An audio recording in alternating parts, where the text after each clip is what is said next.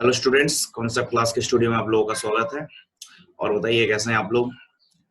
उम्मीद करता हूँ सब बढ़िया चल रहा है, पढ़ाई बढ़िया कर रहे होंगे आप लोग। और लास्ट टॉपिक में हमने काफी कुछ कवर कर लिया था, फिजिक्स का क्लास 12th का। आज उसी से स्टार्ट कर रहे हैं। तो आज जो है बेसिकली हम लोग काफी इंपॉर्टेंट टॉपिक पढ़ने वाले हैं, जो कि इलेक्ट्रिक फ्लक्स रहेगा। और उसमें गॉस थ्योरम जो है बहुत इंपॉर्टेंट, क्योंकि मतलब पिछले कई सालों में देखा गया है कि गॉस थ्योरम से रेगुलर क्वेश्चन आता ही आता है। वहां से क्वेश्चन मतलब हमेशा उठने के ज्यादा चांसेस रहते हैं। डाइपोल, इलेक्ट्रिक डाइपोल पे भी क्वेश्चन होता है गॉस थ्योरम से। कूलम्स लॉ पे क्वेश्चन आता है। तो ये कुछ अच्छे टॉपिक्स हैं। तो गॉस थ्योरम जैसे कि इस चैप्टर का जो अगर मैं बोलूं कि ये 5 मार्क्स या 6 मार्क्स का सबसे इंपॉर्टेंट टॉपिक है इस चैप्टर का। तो इसको आज की क्लास को आप बहुत बढ़िया से, आज की क्लास थोड़ी सी लेंथी हो सकती है, अराउंड 40 to 45 मिनट्स पहुंच सकती है। तो और आज का वीडियो को जो है आप बिल्कुल ध्यान से और पूरा वीडियो जरूर देखें, ठीक है, क्योंकि आज का टॉपिक जो है काफी इंपॉर्टेंट है और डेफिनेटली इस वीडियो से आपके कुछ ना कुछ मार्क्स जो है वो पेपर में जुड़ने वाले ही हैं, ठीक है। और वीडियो के लास्ट में मैं आपको बता दूंगा, क्योंकि बहुत जल्द हम लोग मतलब एक लाइव क्लास का प्लान कर रहे हैं। तो लाइव क्लास का फायदा ये होगा कि जो भी बच्चे मेरे से लाइव क्लास में जुड़ेंगे तो उनको मैं क्या करूंगा, एक लिंक दिया करूंगा क्लास स्टार्ट होने से पहले। एक व्हाट्सएप पे वो मेरे से जुड़ जाएंगे ग्रुप में, उनको मैं एक लिंक दूंगा। उस लिंक के थ्रू जब भी वो लॉग इन करेंगे तो वो मेरी लाइव क्लास का टाइमिंग, सपोज मैं इवनिंग 7 PM ले रहा हूँ या 6 PM ले रहा हूँ या 5 PM ले रहा हूँ, तो मैं टाइम बता दूंगा, उस पर वो लाइव जुड़ेंगे। तो उससे फायदा ये होगा कि जब मैं जो भी पढ़ाऊंगा तो वो उस टाइम पे भी उससे डाउट कर सकते हैं, क्वेश्चन कर सकते हैं और साथ में पढ़ सकते हैं। तो वो वर्चुअल क्लास होगी, लेकिन आपको बिल्कुल वैसा ही फील आएगा जैसे आप क्लास में बैठ के पढ़ रहे हैं, ठीक है। तो और उसमें जो है मैं पढ़ाऊंगा, तो अभी मैं आपको जो है इससे स्लाइड से पढ़ा रहा हूँ और उसमें वो जो है वो मैं बोर्ड से पढ़ाऊंगा, तो एज अ क्लासरूम फील आएगा। तो अगर आपको उस लाइव क्लास से जुड़ना हो तो मेरे को मेरे व्हाट्सएप नंबर पे अपना मैसेज कर दें और नाम बता दें, तो मैं आपको जो है उसकी और भी इंफॉर्मेशन जो भी होंगी वो सब मैं आपको बता दिया करूंगा, ठीक है। चलिए तो आज की क्लास स्टार्ट करते हैं। तो यहाँ से हम स्टार्ट करते हैं। अब जो मैं सबसे पहले टॉपिक बता रहा हूँ आपको, एरिया वेक्टर। तो ये एरिया वेक्टर को समझिए आप क्या होता है। देखिए क्या लिखा है, small area of a surface can be represented by vector. किसी भी सरफेस पे अगर हम एक स्मॉल एरिया रिप्रेजेंट करें, फॉर एग्जांपल ये सरफेस एस दिख रहा है आपको स्क्रीन पर, ठीक है। Let me select a laser. तो आपको ये सरफेस एस दिख रहा है स्क्रीन पर, ठीक है। तो इस सरफेस पर हम छोटा सा एरिया सेलेक्ट किया हमने, डीएस। ये डीएस स्मॉल एरिया सरफेस पे हमने सेलेक्ट किया, ठीक है। इस सरफेस एरिया का हम वेक्टर निकाला हमने ये। तो ये जो डायरेक्शन दिख रहा है एन कैप डायरेक्शन, इसका जो वेक्टर है इस डायरेक्शन में जाएगा। एन कैप डायरेक्शन परपेंडिकुलर कैसा है, इस direction perpendicular to this surface, ठीक है। तो इस डायरेक्शन में इसका एरिया वेक्टर जो है वो किस डायरेक्शन में जाएगा, परपेंडिकुलर टू दिस सरफेस, ठीक है, in the direction of N cap. ये इसका डीएस वेक्टर है, ठीक है। अब इस डीएस वेक्टर को अगर मैं फॉर्मूले में रिप्रेजेंट करूं तो कैसे रिप्रेजेंट करूंगा, DS is equals, DS vector equals to DS, DS क्या है उसका एरिया, डीएस। बेटा ये जो डीएस दिख रहा है ना, ये डीएस वेक्टर है, ठीक है। इस डीएस वेक्टर की जो वैल्यू है वो क्या है, डीएस एरिया। ये डीएस एरिया है in the direction of N cap, और ये एन कैप है, ठीक है। तो ये एक मैग्नीट्यूड क्वांटिटी हो गई और ये एक वेक्टर क्वांटिटी, डायरेक्शन क्वांटिटी हो गई। इन दोनों ने मिला के इस वेक्टर का निर्माण किया है।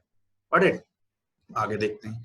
अब जो आता है इलेक्ट्रिक फ्लक्स, यहां से कहानी बड़ी इंपॉर्टेंट हो जाती है। इलेक्ट्रिक फ्लक्स काफी इंपॉर्टेंट टॉपिक है और ध्यान से पढ़ना समझना है, ठीक है, बी केयरफुल। देखिए तो electric flux linked with any surface is defined as the total number of electric line of forces that normally passes through that surface। ये बोल रहा है कि किसी भी एक सरफेस से जो भी, अगर हम कोई भी एक ऐसा नॉर्मली कोई भी एक सरफेस रखा है तो उससे जो इलेक्ट्रिक फील्ड लाइन उस सरफेस को क्रॉस करते हुए निकल रही है, ठीक है, तो वो फील्ड लाइन उस सरफेस पर इलेक्ट्रिक फ्लक्स दिखाएंगे। देखिए कैसे, मान लिया जाए कोई सरफेस है एस, इसका एरिया मान लिया हमने, कोई सरफेस है S stands for surface, right. तो अब इस सरफेस से ऐसे इलेक्ट्रिक फील्ड लाइन क्रॉस करते हुए निकल गई। समझ में आया? देखिए फिर से, ये एक सरफेस है, इस सरफेस से क्या हुआ, ऐसे करके इलेक्ट्रिक फील्ड लाइन इस सरफेस को क्रॉस करते हुए निकल गई। आ रहा है समझ में? तो हम क्या करेंगे, इसके अलग अलग पोर्शन पे कुछ एरिया बना के देखते हैं। देखिए हमने ये जो पोर्शन आप देख रहे हो यहाँ पे, इस पोर्शन पे मैंने छोटा सा पोर्शन एरिया कंसीडर किया, इस पे मैं एरिया वेक्टर बनाया मैंने, ये डीएस। चलो बढ़िया। एक और पोर्शन कंसीडर किया यहाँ पे ऊपर, इधर पे मैंने एक एरिया वेक्टर बनाया ds। तो आप देख रहे हैं ये एरिया वेक्टर जो ds है ये कितने डिग्री पर है, थीटा डिग्री पर। किससे? इलेक्ट्रिक फील्ड से। तो इलेक्ट्रिक फील्ड और इस ds वेक्टर में एंगल कितना है, थीटा डिग्री। बट ये परपेंडिकुलर टू दिस सरफेस, जिस सरफेस पे इसको बनाया गया है, इस सरफेस की क्या है, परपेंडिकुलर है, क्योंकि ये ऑलवेज कैसा बनेगा, परपेंडिकुलर टू द सरफेस। ठीक है, यहाँ पे भी इस सरफेस के ऊपर परपेंडिकुलर है। तब यहाँ पे जो एरिया वेक्टर और इलेक्ट्रिक फील्ड के बीच में तो एंगल 0 डिग्री हो गया। लेकिन इधर पे जो एंगल आप देख रहे हो, यहाँ पे एंगल कुछ थीटा डिग्री है। और बताता हूँ आपको, चलिए यहाँ बना लिया मैंने, इधर बना लिया, तो इधर पे अगर मैंने परपेंडिकुलर बनाया तो इसने यहाँ पे एंगल क्या, इलेक्ट्रिक फील्ड से एंगल बना दिया 90 डिग्री। समझ में आ रहा है आपको? यहाँ पे इसने इलेक्ट्रिक फील्ड से एंगल कितना बना दिया, 90 डिग्री। चलिए और बना दे रहा हूँ, यहाँ पे बना दे रहा हूँ। यहाँ पे आप देखेंगे तो ये डायरेक्शन हो गया एरिया वेक्टर का, और इसने इलेक्ट्रिक फील्ड से ये एंगल बना दिया थीटा। ये कितना होगा, ये मेरे को 180 लग रहा है, 180 ही है। और देखते हैं, यहाँ बना दे रहा हूँ, यहाँ पे कैसा जाएगा, ऐसा जाएगा, और यहाँ पे एंगल कैसा है, ये हो गया थीटा। ये अराउंड मेरे को तो 120 जैसा फील आ रहा है। तो समझ में आ रहा है आपको? तो ये यहाँ पे ये थीटा ये हो गया, किस किस के बीच में, इलेक्ट्रिक फील्ड E ये लिखा है, और एरिया एलिमेंट, एरिया वेक्टर ये लिखा है, area vector ds। Area vector electric field के बीच में एंगल है थीटा, थीटा यहाँ पे 90 हो गया, थीटा यहाँ 0 डिग्री हो गया। समझ में आता है? देखिए अब क्या कहता है, तो डेफिनेशन कहती है इलेक्ट्रिक फ्लक्स डी फाई, इसको रिप्रेजेंट कैसे करते हैं, फाई अल्फाबेट से, ग्रीक अल्फाबेट है फाई, तो डी फाई मतलब स्मॉल पोर्शन के लिए। तो electric flux D phi through a small area, ये छोटे छोटे एरिया हमने कंसीडर किए ना, इनकी बात चल रही है। Electric flux D phi through a small area element ds due to an electric field E at an angle theta with ds is represented as d phi is equals to E vector dot ds vector. How it can be represented? It represented as d phi is equals to E vector dot ds vector। ठीक है, तो किसी भी ऐसे surface का जिसका हमारे पास area vector ds हो और उससे electric number of electric field line surface को क्रॉस करते जा रही हूँ, तो उससे जो भी इलेक्ट्रिक फ्लक्स होगा is the dot product of electric field passing through that surface and area vector on that point. तो आफ्टर हमने डॉट प्रोडक्ट रिमूव किया तो what we will get, E dot ds cos theta. ठीक है, और where theta is the angle between the ds vector यानी area vector and electric field, where ds is cos theta is the angle between electric field and ds vector। आगे देखिए, तो total electric flux phi over the whole surface S due to an electric field is। अब बात करें, ये तो हमने small portion के लिए निकाला, अगर पूरे सरफेस के लिए अगर हमको चाहिए तो हम क्या करेंगे, हम उसको इंटीग्रेट कर देंगे। हम क्या करेंगे, उसको इंटीग्रेट कर देंगे। देखिए सरफेस इंटीग्रेशन किया हमने, therefore phi इस साइड d phi को इंटीग्रेट किया तो इट बिकम phi, और यहाँ पे integration S stands for surface integration E vector dot ds vector, it will be equals to E dot product हटा तो E ds ES cos theta हो गया। ठीक है, अब कोई एक बच्चा मेरे से पूछा कि सर ये जो cos थीटा का इंटीग्रेशन हो गया sin थीटा का ही नहीं हुआ, माइनस sin थीटा या sin थीटा क्यों नहीं हुआ? अरे भाई यहाँ पे जो आप डिफरेंशियल यूनिट देख रहे हैं ये ds है। ठीक है, तो एरिया को डिफरेंशिएट इंटीग्रेट करेगा, यहाँ पे जो इंटीग्रेट होगा ये कैसे को करेगा, एरिया को इंटीग्रेट करेगा। ठीक है, अब यहाँ पे थीटा किसके रिस्पेक्ट में इंटीग्रेट होगा, डी थीटा के रिस्पेक्ट में, लेकिन यहाँ पे ds है तो इसके रिस्पेक्ट में क्या आया, s आया। समझ में आया? ठीक है, तो ये इसको अगर फर्दर मैं ऐसे लिखूं तो E डॉट s इस तरीके से इसको लिखा जा सकता है। ठीक है, तो हमने इंटीग्रेशन किया, इंटीग्रेशन मतलब होता है सम अप करना। ये अब आगे देखें तो क्या हो रहा है, अब ये बात और एक नंबर का क्वेश्चन समझ में आ गया यहाँ से कि इलेक्ट्रिक फ्लक्स कैसा है, इज अ स्केलर क्वांटिटी, जबकि उसके अंदर इलेक्ट्रिक फील्ड भी वेक्टर है सर, एरिया वेक्टर भी वेक्टर है। तो electric flux is a scalar quantity but is a property of vector field. किसकी प्रॉपर्टी है, वेक्टर फील्ड की property, but it is a scalar quantity. चलिए, तो आपने ये इसको स्क्रीनशॉट ले ले, आगे बढ़ते हैं। तो अब एसआई यूनिट की बात चल रही, तो SI unit of electric flux क्या है, न्यूटन मीटर स्क्वायर पर कूलम, न्यूटन मीटर स्क्वायर पर कूलम, और इसको जूल मीटर पर, क्योंकि तो जूल बराबर क्या हो जाते हैं, न्यूटन मीटर, तो 1 मीटर यहाँ से आ गया तो न्यूटन मीटर पर कम जूल, 1 मीटर बच गया यहाँ आ गया, और कूलम पर मीटर यहाँ आ गया, तो हो गया जूल मीटर पर कूलम या न्यूटन मीटर स्क्वायर पर कूलम। तो ये इसकी एसआई यूनिट होगी इलेक्ट्रिक फ्लक्स की। चलिए अब कुछ स्पेशल केस दिखाता हूँ। फर्स्ट केस कहता है अगर जो थीटा की वैल्यू थी वो 0 और 90 के बीच में हो तो इलेक्ट्रिक फ्लक्स कैसा होगा, पॉजिटिव होगा। सेकंड केस कहता है अगर थीटा की वैल्यू 90 डिग्री हो जाए, cos 90 0 होता है हमको मालूम है, तो इलेक्ट्रिक फ्लक्स भी 0 हो जाएगा सरफेस पर। अगर थीटा की वैल्यू क्या हो जाए 90 और 180 के बीच में हो, ठीक है, तो जो फ्लक्स होगा वो कैसा होगा, फाई कैसा होगा, नेगेटिव होगा। ठीक है, ये 3 इंपॉर्टेंट स्पेशल केस हैं। अगर भाई आपने जो एरिया वेक्टर इलेक्ट्रिक फील्ड का के बीच में जो एंगल बन रहा है, अगर वो कैसा हो, वो 0-90 डिग्री के बीच में हो, तो आपको जो फ्लक्स मिलेगा वो पॉजिटिव होगा। अगर वो 90 डिग्री पर हो जाए, परपेंडिकुलर एरिया और इलेक्ट्रिक फील्ड एक दूसरे को परपेंडिकुलर हो, तो flux will be 0, and if they are in between 90 and 180, theta will be between 90 and 180, and your flux will be negative. अब बात आती है सॉलिड एंगल। अगर क्लास 11th याद हो तो आपने एक सॉलिड एंगल पढ़ा होगा, और मान लो नहीं पढ़ा, जिंदगी में कहीं नहीं देखा, तो आपने तरबूज तो खाया होगा। तरबूज को ऐसे काटा जाता है उसकी चाक को इस तरीके से, याद आया? देखिए, तो solid angle is the 3-dimensional equivalent of an ordinary 2-dimensional plane angle. कैसा है? एक ऑर्डिनरी 2-dimensional प्लेन एंगल का 3-dimensional इक्विवेलेंट है ये सॉलिड एंगल कहता है। इसकी एसआई यूनिट क्या है? स्टेरेडियन, आपने पढ़ा होगा, ठीक। अब इस तरीके से, मतलब आपने देखा इस तरीके से एक चाक कटती है उसमें, अगर आपने तरबूज खाया है तो, ठीक है, तो ऐसा पोर्शन हम उसको काट के निकालते हैं, तो इसको सॉलिड एंगल बोला जाता है। स्फीयर में कटता है, ये स्फीयर का सेंटर हो गया, और उसको ऐसा ये ऊपर से सर्कुलर शेप जैसा होता है, उसको 3D शेप को निकाल लिया जाता है, ठीक है। इधर सेंटर में एक एंगल बनता है। अगर मैं इस डायग्राम को बनाऊं तो ये इसकी रेडियस हो गई, और ये डायरेक्शन हो गया आर वेक्टर का, ये आर कैप डायरेक्शन दिख रहा है, और ये आर इसकी रेडियस हो गई। अगर हम यहाँ पे बनाए तो ये डी ओम, या डी आप उससे ओमेगा, इसको डी ओमेगा या डी ओम से, कुछ कुछ बुक में जैसे शिवलाल में डी ओमेगा यूज किया है, इसमें डी ओम यूज किया है, तो ऐसे कुछ कुछ बुक्स में जो है अलग अलग ये सब से यूज किया है। तो इसको डी ओम में यहाँ पे लिखा है, तो मैं डी ओम पढ़ दे रहा हूँ। तो डी ओम से इसको रिप्रेजेंट किया गया है, और डी ओमेगा से भी रिप्रेजेंट किया जाता है, तो डी ओमेगा भी आप यूज कर सकते हैं, ठीक है। अब ये इस ऊपर जो सरफेस बन रहा है ना बेटा, इस सरफेस का नॉर्मल डायरेक्शन ये है, तो इसी डायरेक्शन में क्या होगा तुम्हारा?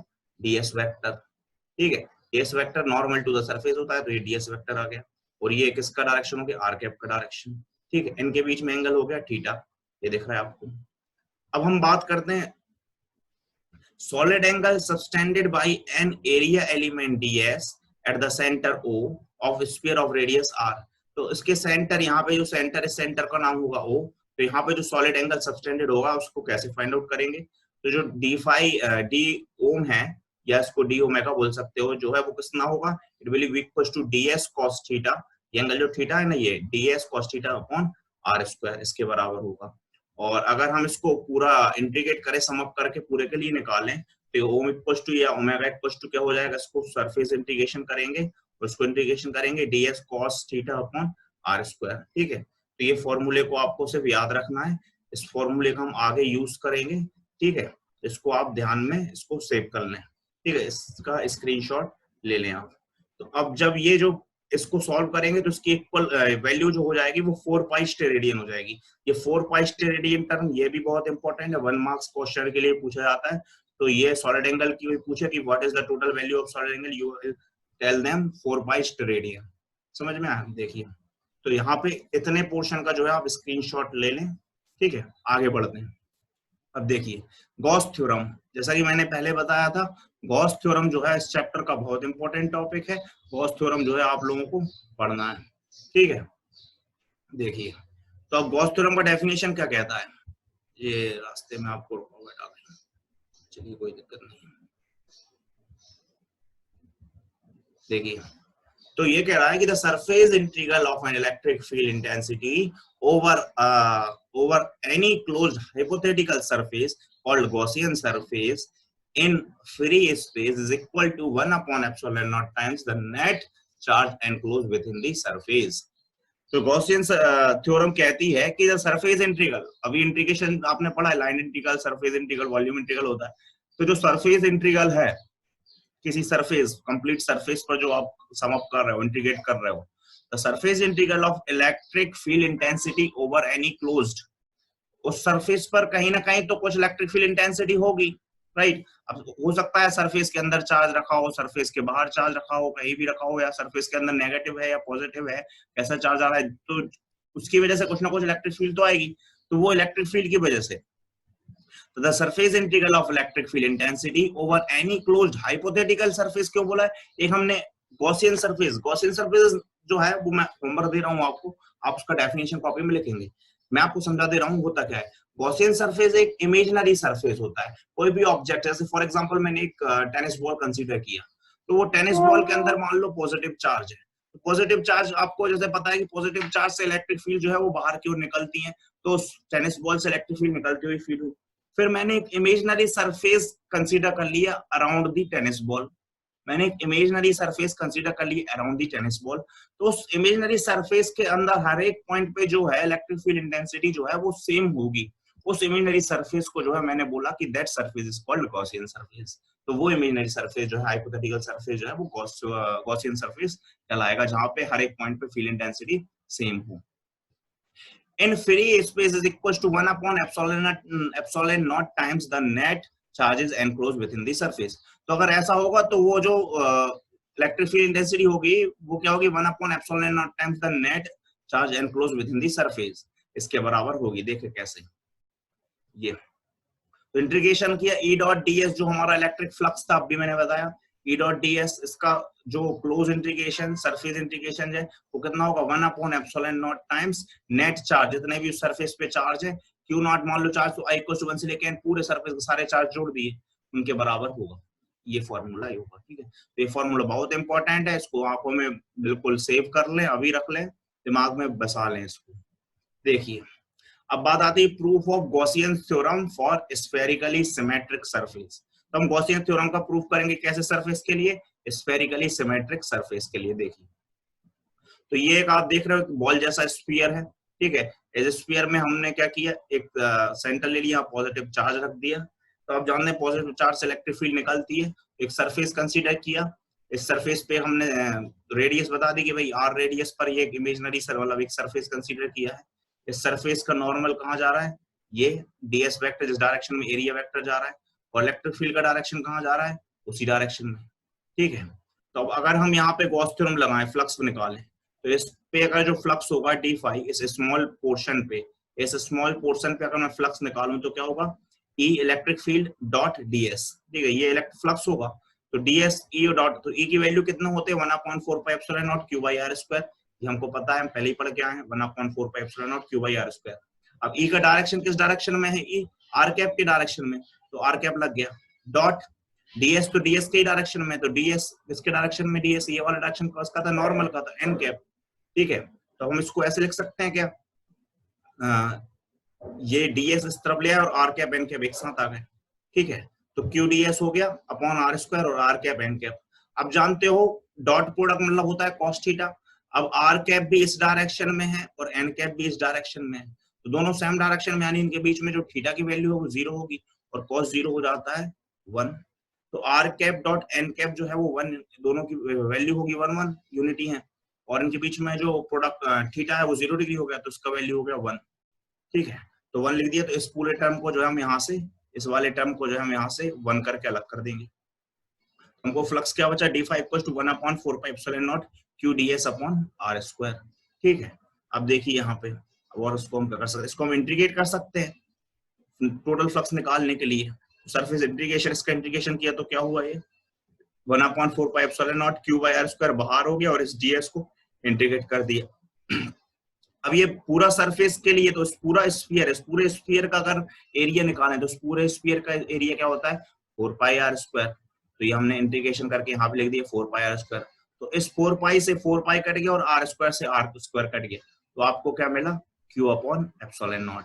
तो यही हमको निकालना था कि ये 1 upon epsilon naught time of net charge, तो 1 upon epsilon naught times of net charge हुआ, जो कि आपको फ्लक्स के बराबर हुआ। ये हमने गॉसियन थ्योरम को स्फेरिकली सिमेट्रिक सरफेस के लिए प्रूफ कर दिया। तो ये प्रूफ बहुत इंपॉर्टेंट है, इसका स्क्रीनशॉट ले लें और नोट्स में बनाएं, राइट।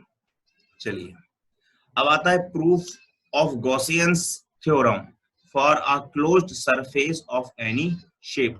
किसी भी शेप का क्लोज सरफेस होगा उसके लिए हम प्रूफ निकाल रहे हैं। तो देखिए मतलब कोई भी एनी शेप है, इसका कोई फिक्स्ड शेप नहीं है, कोई नहीं बता सकता ये सर्कुलर है क्या है, ये मतलब एक कुछ भी है इमेजिनरी शेप। इस पे हमने पॉजिटिव चार्ज रख दिया, तो हमने ये एक इमेजिनरी बना लिया हमने, सॉलिड एंगल जैसा कुछ। तो आपको सॉलिड एंगल, अब वो जो फॉर्मूला मैंने बोला था सॉलिड एंगल का, उस सॉलिड एंगल के फॉर्मूले को हम यहाँ उठा के लेके आएंगे, ठीक है। तो देखिए चीजें कैसे लिंक करती हैं। तो ये हो गया तुम्हारा इलेक्ट्रिक फील्ड का पॉजिटिव है, तो अंदर से बाहर की ओर निकलने वाले इलेक्ट्रिक फील्ड का डायरेक्शन होगा ये, ठीक है। अब हमने ये आर कैप के डायरेक्शन में भी होगा, क्योंकि उसको हम आर रेडियस वेक्टर बना लिए, तो आर कैप का डायरेक्शन, तो दोनों इलेक्ट्रिक फील्ड और आर कैप एक ही डायरेक्शन में है।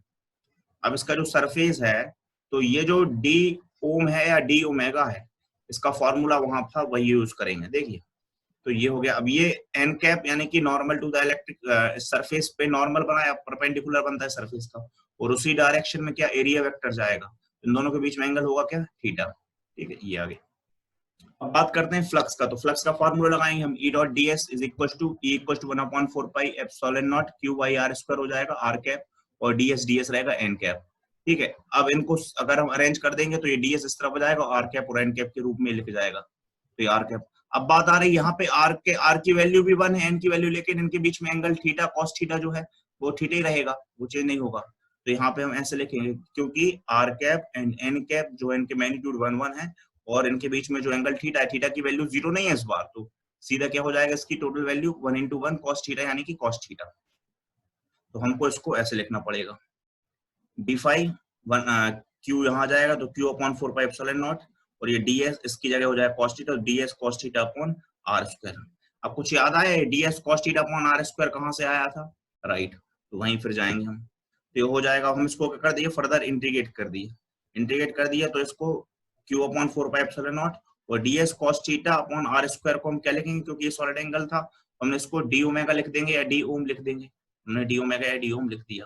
और इसकी वैल्यू कितनी थी, याद है, 4 पाई, वेरी गुड, 4 पाई स्टेरेडियन, तो इसकी जगह क्या लिख दिया, 4 पाई, तो 4 पाई से 4 पाई कैंसिल, और you will gate q upon epsilon not, simple. तो हमने किसके लिए, कोई भी एनी सरफेस जो कि क्लोज्ड है लेकिन जिसका कोई फिक्स्ड शेप नहीं है, उसके लिए भी हमने क्या कर दिया, गॉसियन थ्योरम को प्रूव कर दिया कि भाई q upon epsilon naught times आता है। समझ गए, इसका स्क्रीनशॉट ले, ये भी एग्जाम में डेरिवेशन पूछा जाता है। आगे चलते हैं, ठीक है। Deduction of Coulomb's law from Gaussian theorem.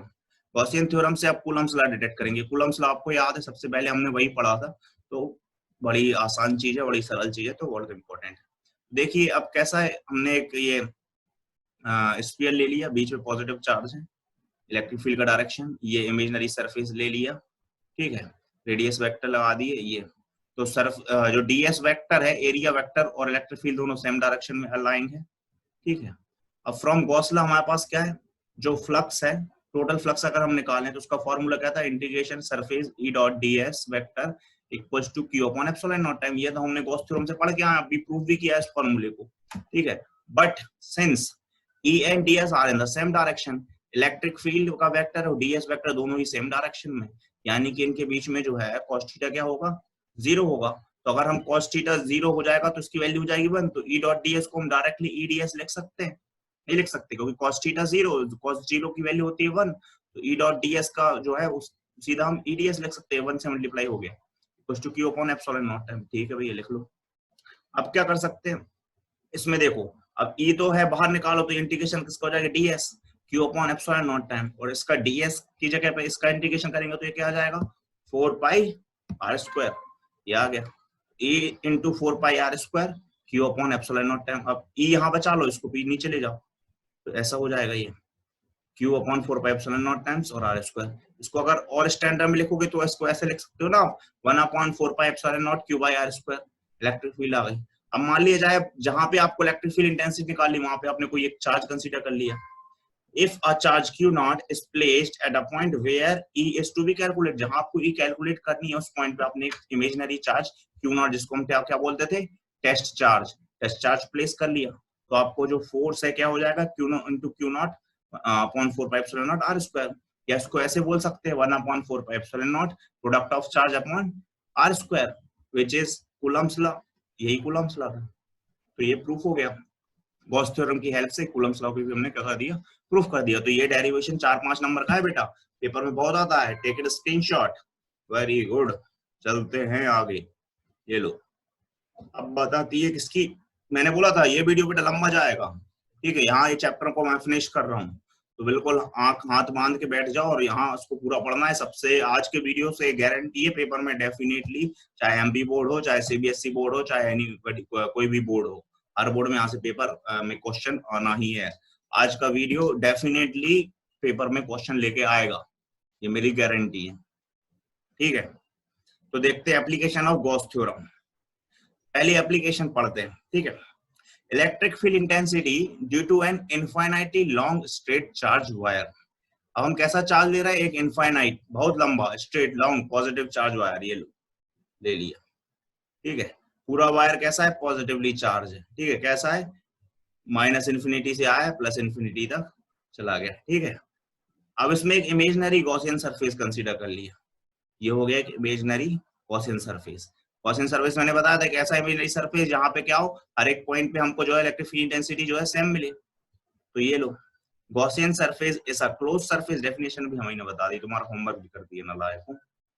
Gaussian surface is a surface around a charge distribution such that the electric field intensity has a single fixed value at every point on the surface। भाई मैंने बताया था यही होगा। ठीक है, अब इसमें मैं कुछ इमेजिनरी सरफेसेस लेता हूँ। मैंने चलो इसकी वैल्यू तो मैं बता दे रहा हूँ, रेडियस कितनी हो गई इसकी r, और ये लेंथ कितनी हो गई l। इमेजिनरी सरफेस जो गॉसियन सरफेस लिया था वो r डिस्टेंस पर है और उसकी लेंथ l हो गई। ठीक है, अब देखते हैं, अब यहाँ पे हमने ए पॉइंट पे एक छोटा सा एरिया कंसीडर कर लिया, small area ds area consider कर लिया। ठीक है, तो इसका area vector is perpendicular to the surface, ऐसा जाएगा। ठीक है, और इलेक्ट्रिक फील्ड कैसी होती है, इस वायर के परपेंडिकुलर जाएगी, ऐसी चली गई। समझ में आ रहा है, area vector perpendicular to the surface. तो जिस सरफेस, इस तरफ का जो सरफेस है बेटा 3D में दिखा रहा हूँ, बहुत बिल्कुल परेशान होने की जरूरत नहीं है, इससे बेटर क्लास में भी नहीं बताएगा कोई, तो बहुत अच्छे समझ लेना है। तो ये जो है परपेंडिकुलर इस डायरेक्शन में जा रहा है एरिया वेक्टर, और इलेक्ट्रिक फील्ड जो है उस डायरेक्शन परपेंडिकुलर जा रही है। अगर मैंने एक और पॉइंट ले लिया बी, यहाँ पे आई इस जगह बी पॉइंट पे, तो इसका सरफेस का वेक्टर जो है वो इस डायरेक्शन में जाएगा परपेंडिकुलर, ये चला गया। ठीक है, और इलेक्ट्रिक फील्ड इस डायरेक्शन में जाएगी, ये चली गई। ठीक है, एक और पॉइंट ले लिया मैंने सी, सरफेस पे ले लिया, तो इसमें जो है एरिया वेक्टर जो है सरफेस से परपेंडिकुलर जाएगा, ये चला गया। और इलेक्ट्रिक फील्ड कहाँ जाएगी, उसी डायरेक्शन में चली जाएगी, ये चली गई। आ रहा है समझ में? तो इलेक्ट्रिक फील्ड किसकी वजह से जा रही है, वायर में जो प्लस प्लस चार्ज है ना, प्लस चार्ज से इलेक्ट्रिक फील्ड जो है दूर भागती है, यहाँ भागती है, यहाँ भागती है। तो दो ही ऑप्शन है, ऊपर जाएगी या नीचे जाएगी। ठीक है, राइट और लेफ्ट में नहीं जाएगी। लेकिन अब सरफेस, ये सरफेस इसका परपेंडिकुलर ऊपर होगा, ये सरफेस इसका परपेंडिकुलर इस तरफ होगा, ये सरफेस इसका परपेंडिकुलर इस तरफ होगा। तो आई होप आपको समझ में आ गया। ठीक है, अब हम इस पे निकालते हैं फ्लक्स। तो फ्रॉम द गॉस थ्योरम देखिए, अगर हम फ्लक्स की बात करें तो क्या होता है, close integration E dot D is equal to Q upon epsilon naught time. ये बिल्कुल सही बात है भाई, कोई गलत नहीं कह रहा। तो हमको क्या चाहिए, क्लोज सरफेस, पूरे सरफेस के लिए E डॉट ds निकालना है। तो इस पूरे सरफेस के लिए E डॉट ds निकालेंगे तो ये पूरा close integration E dot ds क्या होगा, मतलब हमको इस सरफेस पे भी चाहिए, B सरफेस पे भी चाहिए, और ये C वाले पे भी। तो तीनों को कंप्लीट लेके इंटीग्रेट कर दिया। तो पहले A वाला ले लिया, A वाला ये आ गया, integration of E dot ds। तो इस तरफ का जो सरफेस है ना, ये स्मॉल पोर्शन के लिए, और पूरे को इंटीग्रेट कर दिया तो इस साइड का जो पूरा सर्कुलर सरफेस है ये पूरा कवर हो गया। ठीक है, दूसरा ले लिया बी वाला, तो सिमिलरली इस तरफ का जो सर्कुलर सरफेस है, जो सिलेंडर का जो बॉटम है, ये भी पूरा कवर हो गया E डॉट ds से। और तीसरा जो आप देख रहे हो, ये वाला सरफेस भी जो है ये भी पूरा कवर हो गया। तो सिमिलरली ए पॉइंट का हो गया, बी का हो गया, और सी में, सी पॉइंट पे क्या है, इलेक्ट्रिक फील्ड और ds दोनों ही सेम डायरेक्शन में जा रहे हैं। ठीक है, हमने इसमें एरिया पूरा, ये जो आप कर्व सरफेस एरिया सिलेंडर का देख रहे हो, ये पूरा कवर हो जाएगा। ठीक है, अब सेपरेटली इनको हम इंटीग्रेट कर देते हैं। देखिए, तो ये surface integration E dot ds equal to क्या हो जाएगा, इंटीग्रेशन E डॉट ds, इनके बीच में डॉट प्रोडक्ट हटा, cos 90 डिग्री हो गया। ए पॉइंट पे थीटा 90 डिग्री है, यहाँ पे बी पॉइंट पे, यहाँ पे भी थीटा 90 डिग्री है, तो डॉट प्रोडक्ट हटा, यहाँ पे आ गया। और यहाँ पे कितना है, थीटा 0 डिग्री है, cos 0 आ गया। ठीक है, अब cos 90 0 होता है तो ये पूरा वेनिश हो जाएगा, यहाँ पे भी cos 90 0 होता है तो ये भी पूरा वेनिश हो जाएगा, और यहाँ पे cos 0 डिग्री 1 होता है, तो E डॉट ds जो है यहाँ पे से बचेगा, तो E बाहर हो गया और ds को। अब ये वाला किसका है, सी पोर्शन। तो सी में जो एरिया कैसा है, कर्व सरफेस एरिया क्या होता है, अगर लेंथ l है तो ये हो जाएगा 2 पाई RL, तो E इंटू 2 पाई RL इसमें इलेक्ट्रिक फील्ड हो गया। ठीक है, तो आप इसका स्क्रीनशॉट ले लेंगे, आगे बढ़ते हैं। ठीक है, अब आप देखते हो तो पहले ध्यान से देखिए, क्या निकाला हमने, फ्लक्स निकाला। ये जो फ्लक्स है ये फाइंड आउट किया है, वो कितना आया, E डॉट E इंटू 2 पाई RL। जो कि किसके बराबर होता है, Q अपॉन एप्सिलॉन नॉट। तो ये जो E into 2 pi R L ये किसके बराबर है, Q अपॉन एप्सिलॉन नॉट के। ठीक है, इसको याद रखना है, E into 2 pi R L किसके बराबर है, Q अपॉन एप्सिलॉन नॉट के। अब सिंस हम ये जानते हैं from the linear charge density Q upon epsilon naught will be equals to lambda times of L upon epsilon naught times epsilon naught. ऐसा लिख सकते हैं, Q अपॉन L को हम lambda L upon epsilon naught लिख सकते हैं। ठीक है, where lambda is the line charge density या लीनियर चार्ज डेंसिटी। तो इसको अगर हम और further Q upon epsilon naught को हम क्या लिख सकते हैं, E into 2 pi R L. E into 2 pi R L is equals to lambda L upon epsilon naught, L से L कट जाएंगे, तो ये क्या हो जाएगा, E equals to 1 upon 2 pi epsilon lambda by R. ठीक है, और इसको क्या कर सकते हैं, ऐसे लिख सकते हैं, ऊपर नीचे 2 को मल्टीप्लाई तो 1 upon 4 pi epsilon naught 2 lambda by R. ये एक स्टैंडर्ड फॉर्म है, वेक्टर फॉर्म में रिप्रेजेंट करें तो ये फॉर्मूला हो जाएगा। ठीक है, 1 upon 4 pi epsilon naught 2 lambda by R in the direction of R cap के डायरेक्शन में। ठीक है, अब यहाँ पे कुछ लिखा है, तो the direction of electric field intensity is radially outward. आप देख रहे हो इलेक्ट्रिक फील्ड की इंटेंसिटी के जो डायरेक्शन था वो वायर से कहाँ था, radially outward from the positive charge, और अगर नेगेटिव लाइन चार्ज लिया है तो it will B radially inward. ठीक है, और नोट में लिखा है the electric field intensity is independent of the size of Gaussian surface constructed. तो ये किस पे डिपेंड नहीं करेगी, गॉसियन सरफेस की साइज पे डिपेंड नहीं करेगा। Very good, it depends only on the distance of point of consideration, that is the Gaussian surface should be contained at the point of consideration। सब किस पे डिपेंड करेगा, उसके डिस्टेंस पे। ठीक है, दूसरी इसकी जो आप देख रहे हो electric field intensity due to infinite long thin plane sheet. हम क्या लेंगे, थिन प्लेन शीट लेंगे इस तरीके से। ये क्या है, एक थिन है प्लेन शीट है, शीट समझते ही हो आप, थिन प्लेन शीट। इस पे कैसा चार्ज है, पॉजिटिव चार्ज। पॉजिटिव चार्ज से इलेक्ट्रिक फील्ड निकलेगी। इसमें हमने इसमें सरफेस चार्ज डेंसिटी का फॉर्मूला गया, सरफेस चार्ज डेंसिटी इस पे क्या है, सिग्मा। ठीक है, अब हम एक गॉसियन सरफेस इमेजिनरी कंसीडर कर लिया, सिलेंड्रिकल गॉसियन सरफेस कंसीडर कर लिया हमने। ठीक है, आप देख रहे हो, अब क्या किया, इसकी रेडियस बता दी हमने कि इसकी रेडियस r है। ठीक है, और इसकी लेंथ जो है वो l है। ठीक है, कुछ टिप लिखी हुई है कि the field line remains straight parallel and uniformly spaced. तो इसने बता दिया जो भाई फील्ड लाइन है वो कैसे होंगी, स्ट्रेट होंगी, पैरेलल होंगी और यूनिफॉर्मली स्पेस्ड होंगी। भाई ये अच्छी बात है, मान लिया, तुमको पहले से मालूम था और अच्छा किया तुमने बता दी। अब आगे देखते हैं, अब हम इसमें वही करेंगे, पुराना ए पॉइंट लेंगे। यहाँ पे हमने एक इमेजिनरी एरिया ले लिया ए, यहाँ से इलेक्ट्रिक फील्ड एरिया वेक्टर जाएगा ऐसा ds, और उसी डायरेक्शन इलेक्ट्रिक फील्ड का वेक्टर जाएगा। एरिया वेक्टर फील्ड का वेक्टर दोनों सेम रहेगा। बी पॉइंट यहाँ ले लिया, ये पॉइंट बी हो गया, तो एरिया वेक्टर जाएगा ऐसा और उसी डायरेक्शन में जाएगी इलेक्ट्रिक फील्ड ये। ठीक है, क्योंकि पॉजिटिव चार्ज तो फील्ड निकलेगी ना बेटा, ये ऐसी इस डायरेक्शन में जाएगी यहाँ और यहाँ इस डायरेक्शन में।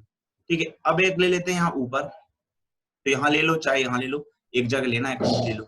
तो यहाँ पे एरिया वेक्टर जाएगा ऐसा, लेकिन इलेक्ट्रिक फील्ड जाएगी ऐसी। वेरी गुड, अगर यहाँ पे लिया होता तो इस तरफ जाती। ठीक है, तो 3 पॉइंट में ले लिया बिल्कुल। अब जैसा पिछले डेरिवेशन में किया था वैसे यहाँ करेंगे। ये देखो, from Gauss theorem, Gauss law, close integration surface integration E dot ds equals to Q upon epsilon naught होता है फ्लक्स के बराबर। आगे चलो, अब क्या है, इसको इंटीग्रेशन करना है तो A का लेंगे, A पॉइंट पे, B पे लेंगे और C पे लेंगे, तीनों को ऐड कर देंगे। A पॉइंट का क्या हो जाएगा, integration E dot ds, B का क्या हो जाएगा, integration E dot ds, C का क्या हो जाएगा, इंटीग्रेशन E डॉट ds। अब यहाँ पे दोनों के बीच में 0 डिग्री है, यहाँ भी दोनों के बीच में cos 0 डिग्री आएगा, यहाँ दोनों के बीच में 90 डिग्री आएगा। ये लो भाई, यहाँ पे डॉट प्रोडक्ट हटा cos 0, यहाँ भी डॉट प्रोडक्ट हटा cos 0 और C पे डॉट प्रोडक्ट हटेगा cos 90 आ गया। cos 90 0 होता है तो ये टर्म वैनिश हो जाएगा, ये term will be add up 2e हो गया और ds आ गया। अब ये जो एरिया है, एरिया इस तरफ का है तो फ्रंट एरिया, तो किसका एरिया का फॉर्मूला लगेगा, सर्कल का। सर्कल क्या होता है, पाई आर स्क्वायर, ये लगा दो तो 2e पाई आर स्क्वायर हो गया। तो ये जो टर्म 2e पाई आर स्क्वायर देख रहे हैं आप, ये 2e पाई आर स्क्वायर किसके बराबर है, फ्लक्स के बराबर। फ्लक्स किसके बराबर, Q अपॉन एप्सिलॉन नॉट। तो 2e पाई आर स्क्वायर जो है वो किसके बराबर हो जाएगा, Q अपॉन एप्सिलॉन नॉट की। स्क्रीनशॉट ले लो, आगे चलते हैं। तो ये Q upon epsilon naught sigma area pi R square upon epsilon naught के बराबर होगा। ठीक है, तो ये where sigma is surface charge density, इस टर्म को रिप्रेजेंट कर दे रहे हैं, रिप्लेस कर दे रहे हैं किससे, 2e पाई आर स्क्वायर से। तो ये लो 2e पाई आर स्क्वायर, ये किसके बराबर हो गया, सिग्मा पाई आर स्क्वायर के। पाई आर स्क्वायर कट जाएंगे E इक्वल टू क्या आएगा, सिग्मा अपॉन 2 एप्सिलॉन, ठीक है, पाई स्क्वायर कट गया, E इक्वल टू आ गया सिग्मा अपॉन 2 एप्सिलॉन, फिर sigma is surface charge density और E इज इलेक्ट्रिक फील्ड, ठीक है। थिन शीट का निकाले हैं, समझ गए, तो ये बहुत इंपॉर्टेंट है, वेक्टर फॉर्म में लिखेंगे, ऐसे लिख देंगे, ठीक, देख रहे हैं आप, समझ गए, तो ये तुम्हारा वेक्टर फॉर्म हो गया। The direction of electric field intensity is normal to plane and always from the positive charge distribution. The direction of electric field intensity is normal to the plane and away from the positive charge distribution. For negative charge distribution, it will be towards the plane. तो अभी positive charge था तो ये away the plane थी, negative charge होगा तो it will be towards the plane, ठीक है। दूसरा पॉइंट कह रहा है कि the electric field intensity is independent of the size of Gaussian surface constructed if neither depends on the distance of point of concentration nor for the radius of the cylindrical surface. तो ये depend नहीं करेगा उस पे, और ये कह रहा है if the plane sheet is thick then charge distribution will be available on both sides, so the charge enclosed within the Gaussian surface will be twice as before, therefore the field will be twice. अगर thin seed की जगह thick seed use कर लोगे आप, यहाँ पे लिखा है if you use thick seed use करोगे तो क्या होगा, सरफेस चार्ज डेंसिटी जो है अभी तो सिग्मा है, फिर वो डबल होकर 2 सिग्मा हो जाएगी, तो यहाँ पे आप 2 सिग्मा लगा दोगे तो सिग्मा 2 से 2 कट जाएगा, you will get answer like that, ये equal to sigma upon epsilon naught, ये हो जाएगा, ठीक है। तो आगे चलते हैं,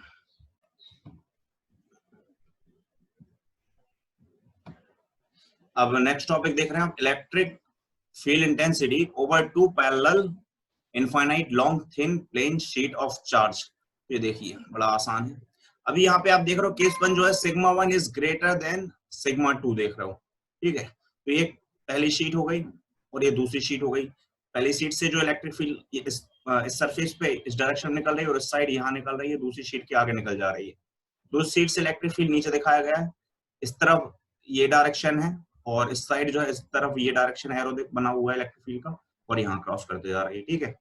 तो अब हमारे पास 3 सेक्शन हो गए, रीजन 1 इलेक्ट्रिक फील्ड का डायरेक्शन ये हुआ, रीजन 2 नेट इलेक्ट्रिक फील्ड का डायरेक्शन ये हुआ, रीजन 3 नेट इलेक्ट्रिक फील्ड का डायरेक्शन ये हुआ, ठीक है। तो अब डिपेंड करता, देखो यार यहाँ पे सिग्मा 1 यानी कि इस सरफेस में नंबर ऑफ चार्जेस ज्यादा है, ठीक है, तो यहाँ डेफिनेटली इस वाले ब्लू वाले सरफेस से इलेक्ट्रिक फील्ड की जो इंटेंसिटी है उसकी वैल्यू ऑरेंज वाले सरफेस के कंपैरिजन में कम होगी, सॉरी ज्यादा होगी, इस ब्लू की ज्यादा होगी एज कंपेयर टू ये, तो E1 जो है इज ग्रेटर देन E2, ये बात क्लियर है। अब देखें 3 केसेस, तो इस तरफ जो है मैं फर्स्ट रीजन का केस लिख रहा हूँ, तो यहाँ पे दोनों E1 और E2 दोनों का डायरेक्शन सेम है, तो टोटल इलेक्ट्रिक फील्ड क्या हो जाएगी, ऐड हो जाएगी E1 प्लस E2, ठीक है। और इसकी जो नेट इलेक्ट्रिक फील्ड जो है वो क्या होगी, sigma 1 plus sigma 2 upon 2 epsilon naught. ये फॉर्मूला क्या हुआ, ये हमने कहाँ से लिया, प्लेन शीट का भी हमने फॉर्मूला निकाला था, सिग्मा अपॉन 2 एप्सिलॉन नॉट, तो वहीं से आया, 2 शीट है तो दोनों का ऐड हो जाएगा, sigma 1 plus sigma 2 upon 2 epsilon naught. अब यहाँ पे देख रहा हो E1 राइट साइड जा रही है और E2 लेफ्ट साइड जा रही है, तो यहाँ पे जो नेट इलेक्ट्रिक फील्ड होगी वो क्या होगी, सब्ट्रैक्ट होगी, क्योंकि अपोजिट डायरेक्शन में, E1 माइनस E2, और क्या फॉर्मूला लगेगा, sigma 1 minus sigma 2 upon 2 epsilon not. तीसरे रीजन में देखते हैं, दोनों का डायरेक्शन सेम है, दोनों ही जो है वो राइट की ओर जा रही है, ठीक है। E1 plus E2 is equal to क्या हो जाएगा, sigma 1 plus sigma 2 upon 2 epsilon naught, ठीक है। तो बड़ा सिंपल सरल है, इसको सीख ले, समझ ले, और ये फॉर्मूलेज आपको क्वेश्चन सॉल्व करने में यूज होंगे। नेक्स्ट देखिए, सेकंड केस क्या है, सिग्मा 1 जो है वो पॉजिटिव है और सिग्मा 2 जो है वो नेगेटिव है, देखिए तो ये सिग्मा 1 पॉजिटिव चार्जेस है, ये जा रही फील्ड, और ये सिग्मा 2 नेगेटिव चार्जेस है, ठीक है। लेकिन ये इलेक्ट्रिक फील्ड जो है यहाँ पे सिग्मा 1 जो है वो ग्रेटर है सिग्मा 2 के, ठीक, तो sigma 1 is greater than sigma 2, यहाँ पे नेट रीजन इस तरफ जा रही है पॉजिटिव, और इलेक्ट्रिक फील्ड में नेगेटिव वाले से क्या होगा, फील्ड जो है वो सरफेस की ओर आती हुई फील होंगी, ये देखो E2 इस डायरेक्शन में टुवर्ड द सरफेस, और ये अवे फ्रॉम द सरफेस, ठीक है।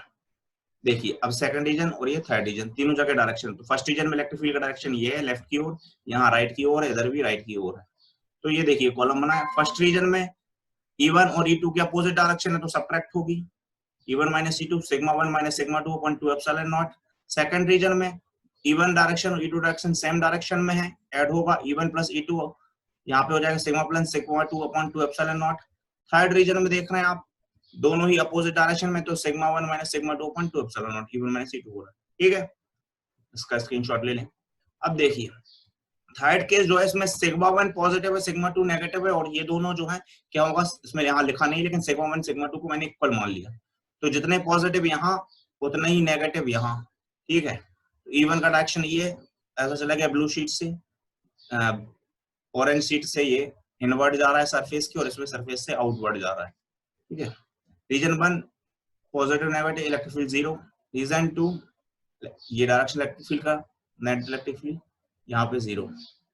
ठीक है, अब देखिए क्या होगा, इक्वल एंड अपोजिट E1 जो है, E1 और E2 इक्वल है, तो E1 माइनस E इक्वल 0 या sigma minus sigma 0, net electric field 0। यहाँ पे क्या होगा, ऐड होके सिग्मा प्लस सिग्मा 2, दोनों सिग्मा है तो 2 सिग्मा अपॉन एप्सिलॉन, तो it become sigma upon epsilon naught.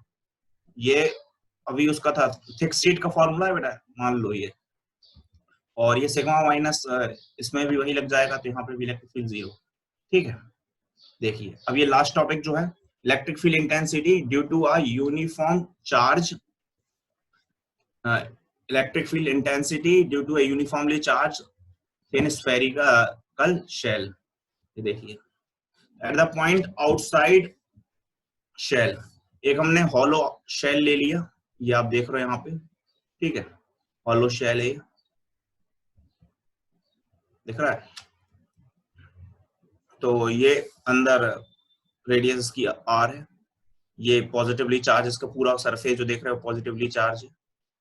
ठीक है, कहीं पॉइंट पी पर हमने क्या किया, एक इमेजिनरी डॉटेड डॉटेड करके, ये ग्रीन कलर से जो डॉट है ये गॉसियन सरफेस है। ठीक है, ये लिखा हुआ है गॉसियन सरफेस डॉट लाइन से, तो गॉसियन सरफेस की रेडियस स्मॉल आर हो गई और इस सरफेस की रेडियस कैपिटल आर हो गई।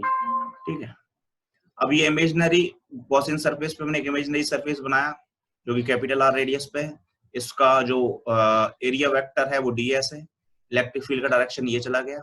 ठीक है, देखिए फ्रॉम गॉसेस थ्योरम फ्लक्स के लिए फॉर्मूला लगाएंगे, integration surface E dot ds q upon epsilon naught time होगा, तो since E and ds are in the same direction, therefore integration of E dot ds equals to q upon epsilon naught, E बाहर हो जाएगा, तो ds का ये q upon epsilon naught.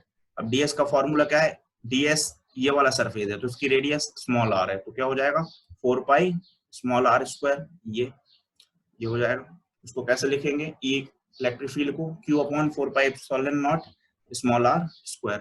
ठीक है, स्मॉल r स्क्वायर। अब देखिए आगे q को क्या लिख सकते हैं, तो q जो है q equals to surface charge density sigma into 4 pi r square. ये कौन सा कैपिटल R जो है, कैपिटल R पर जो Q डिस्ट्रीब्यूटेड है, इस सरफेस पर Q डिस्ट्रीब्यूटेड है, तो सिग्मा यानी surface charge density into 4 pi r square Q को, तो इस Q को यहाँ इस वाले Q से रिप्लेस करेंगे तो क्या होगा formula, sigma R capital R square ऊपर हो जाएगा, 4 पाई कट जाएगा तो नीचे सिग्मा स्मॉल r स्क्वायर हो जाएगा। ठीक है, तो क्या लिखा है, electric field due to a uniformly charged thin spherical shell at a point outside the shell is such as if the whole charge were concentrated at the center of the shell। इस तरीके से होगा कि भाई पूरा charge जो है वो कहाँ के सेंटर की ओर कंसंट्रेटेड होगा। ठीक है, और ये इलेक्ट्रिक फील्ड का फॉर्मूला निकल के आएगा। नेक्स्ट देखें, अब हमने कहाँ रखा है, अब जो पॉइंट ए था कहाँ रख रहे हैं उसको, at the surface of shell, ऐसे, तो ये तुम्हारा हॉलो शेल हो गया, और जो पॉइंट ए है यहाँ रख दिया हमने, ये देख रहे हैं आप पॉइंट ए यहाँ पे रख दिया, कहाँ पे, उस सेल के सरफेस पे, अभी बाहर रखा था वहीं पे, तो स्मॉल r और कैपिटल R सेम हो जाएंगे। ये देखिए इलेक्ट्रिक फील्ड का डायरेक्शन ये, अब हम फॉर्मूला लगाएंगे गॉस थ्योरम से, ये इलेक्ट्रिक फ्लक्स का E dot ds sigma upon q upon epsilon naught, ये आ गया, दोनों सेम डायरेक्शन में है, देयरफॉर E डॉट ds का फॉर्मूला वही लगेगा ये, तो ds का फॉर्मूला क्या हो जाएगा, 4 pi r square q upon epsilon naught, ये नीचे जाएगा तो E इक्वल्स टू क्या हो जाएगा, q upon 4 pi epsilon not r square. ठीक है, अब q इक्वल्स टू क्या होगा, वही क्योंकि पॉइंट यहीं पर है तो स्मॉल r की जगह कैपिटल R यहाँ आएगा, तो ये फॉर्मूला हम q की वैल्यू यहाँ रख देंगे, हमको क्या मिलेगा, E equals to sigma upon epsilon naught. ठीक है, तो यहाँ पे electric field due to a uniformly charge thin spherical shell at a point on the surface of the shell is maximum. तो ये जो वैल्यू है मैक्सिमम, यानी कि अगर आप सरफेस पर ही कोई पॉइंट रखेंगे और वहां पर आप इलेक्ट्रिक फील्ड निकालेंगे तो क्या होगा, मैक्सिमम होगी उस सरफेस की, ठीक है, अगर वो स्फेरिकल है तो, ठीक, तो सरफेस पर मैक्सिमम निकलेगी। देखिए अब नेक्स्ट देखते हैं कहाँ पे रख रहे हैं पॉइंट बी को। अभी सरफेस के बाहर रखा, सरफेस पर कहाँ रख रहे हैं, inside the surface, point B inside the shell. तो ये हमने पॉइंट बी हमने अंदर रख लिया शेल के। ये हो गया imaginary Gaussian surface, orange colour से दिख रहा है, ठीक है। इसकी रेडियस मान लिया हमने r डैश, ठीक है। ये एक इमेजिनरी सरफेस कंसीडर कर लिया, ds वेक्टर गया और यही डायरेक्शन इलेक्ट्रिक फील्ड का है। अब देखिए चार्जेस जो है वो बाहर डिस्ट्रीब्यूट है, अंदर नहीं है, ठीक है। तो देखते हैं, ये फॉर्मूला लगाया हमने फ्लक्स का, integration E dot ds Gauss theorem से, गॉस लॉ से, according to Gauss law integration of E dot ds equals to q upon epsilon naught. देखिए E dot ds are in the same direction, दोनों same direction में, तो क्या हो जाएगा, therefore integration surface E dot ds dot product 0 हो जाएगा, ठीक है। तो ये q अपॉन एप्सिलॉन नॉट हो गया। अब ये इसका सरफेस, तो इसका फॉर्मूला क्या लगेगा, r डैश वाला लगेगा। तो ये हो जाएगा तुम्हारा क्या, E into 4 pi r dash square q upon epsilon naught, ये इसके नीचे जाएगा। तो ये तुम्हारे पास क्या बचेगा। अब देखिए ये q 0 क्यों हो गया, क्योंकि इस सरफेस के अंदर यहाँ पे इस पॉइंट बी पर जो है कोई चार्ज नहीं है। चार्ज कहाँ है, शेल पे बाहर, ठीक है। यहाँ पे चार्ज क्यों, तो अंदर कोई चार्ज नहीं है, तो ये 0 हो जाएगा। Therefore your since q is inside the Gaussian surface there is no charge, तो क्या होगा, E इज इक्वल टू 0 हो जाएगा। You will have zero electric field inside the Gaussian surface. और इस फेनोमेना को क्या बोलते हैं, electric shielding, electrostatic shielding. This property equal to 0 inside a cavity is used for electrostatic shielding, ठीक है। यहाँ पे लिखा है, देखिए ये ग्राफ बन रहा है किस किस के बीच में, R वर्सेस E। तो R क्या है, distance of point B from the centre of spherical shell, और E क्या है, इलेक्ट्रिक फील्ड, ठीक है। ये O सेंटर हो गया।